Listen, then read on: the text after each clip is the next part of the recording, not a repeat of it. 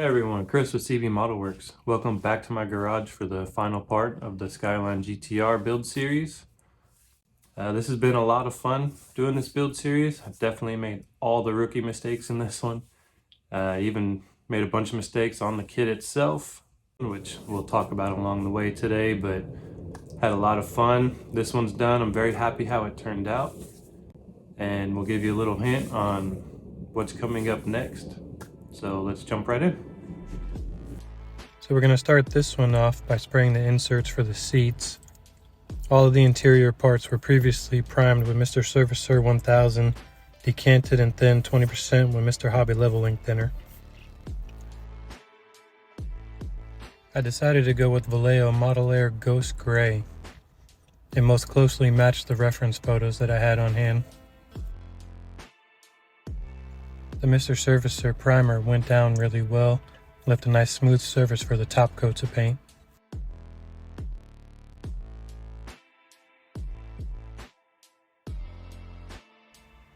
So now after a bunch of masking, we're going to paint the outer parts of the seats and the rest of the interior, and we're going to use Tamiya German Gray for this.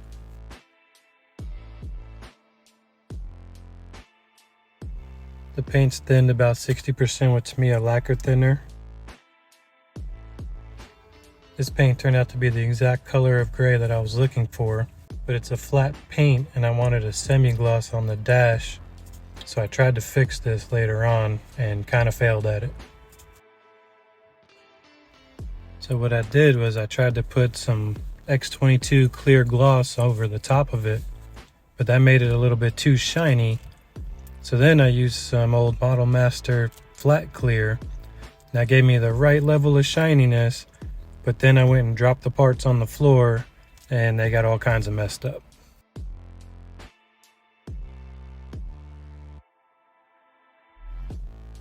Using the included window mask, gonna paint the windows now. This is my 8th attempt to get this piece on there, just could not get it straight the first time. And now the front, and this one went a little bit better, only took me 2 attempts on this one.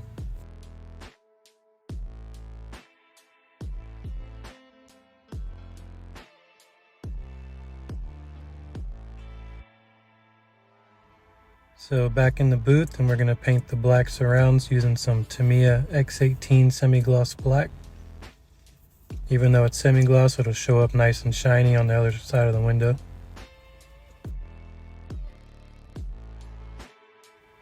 After letting it sit for 4 or 5 minutes, we come back in with a second light coat.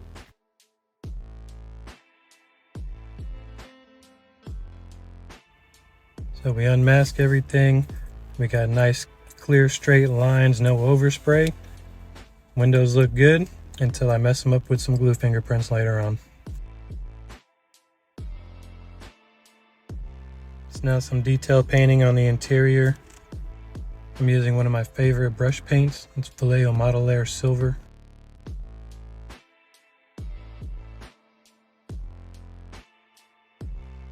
Just taking my time and not loading the brush up too much. Working my way slowly around the shifter trim. And painting all these little details is one of my favorite parts of the hobby. Even if it's not perfect, I still find it very relaxing to just take my time and do this by hand rather than using the airbrush. None of my builds are perfect, they all have flaws, and I'm okay with that. As long as I'm having fun and enjoying what I'm doing, that's all that matters in the end. Trying to use as little paint as I can here. Some of the detail lines are kind of shallow and I don't want to fill them with paint.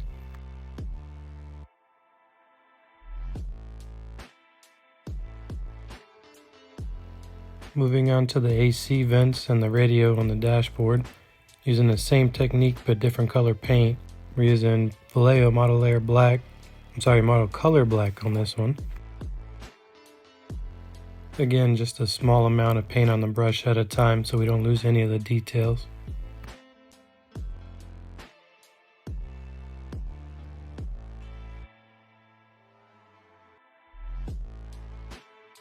Onto the door cards. Doing the door handles in Vallejo Model Color Black. and then decided to do the armrest covers as well. That way there would be some contrasting colors when you look in the windows of the car.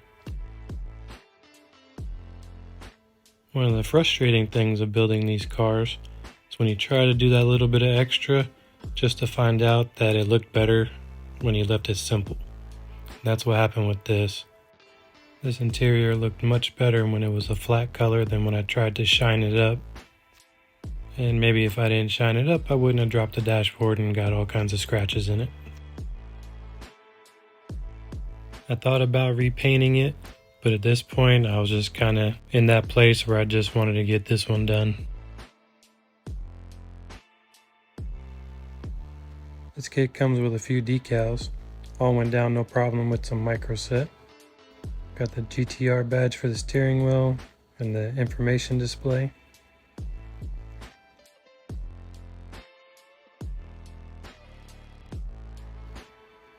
And then our gauge cluster, and make sure you drop it on the bench. And then drop it again. And then you put it on the dash. And it all seems to work out in the end.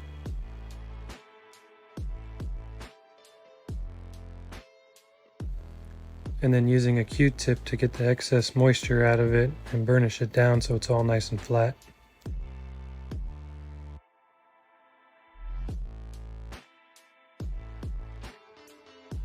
This is a couple days later. We're going to put our mirrors together. We're going to use some Mod Podge glue that dries nice and clear. And it seems I once again forgot how to use tweezers because I'm having a lot of trouble picking this thing up.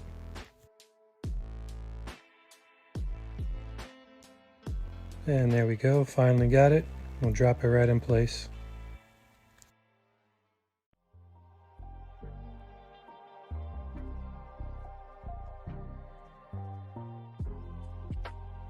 And then we're going to do the exact same thing for the other side.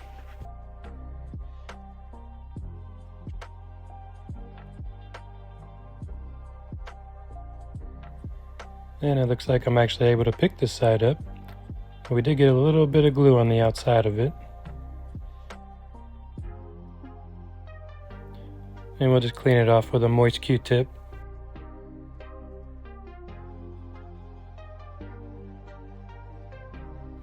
And while I put in the second wing to the spoiler, I'll tell you all about video build mistake number 427 and make a little note to myself. Make sure your battery is charged. Yep, battery died. I missed putting the interior in and I missed putting everything together. So I'll roll in some pictures for you and even point out the glue fingerprint on the inside of the window. You can also see all the scratches on the dashboard from where I dropped it. Moving on to the wiper in the rear, using a little bit of Mod Podge.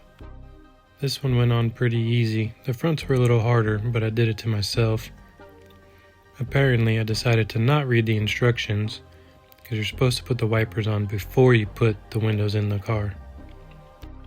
I was able to get the left side in easy enough, but the right side I had to cut the mounting tab off and then just kind of glue it in place.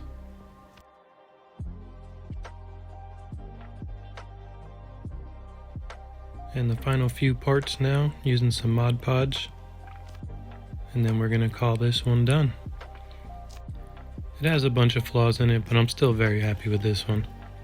I still don't know where the rearview mirror went. I know I cut it off the sprue, and it's just gone to the land of the lost model parts forever.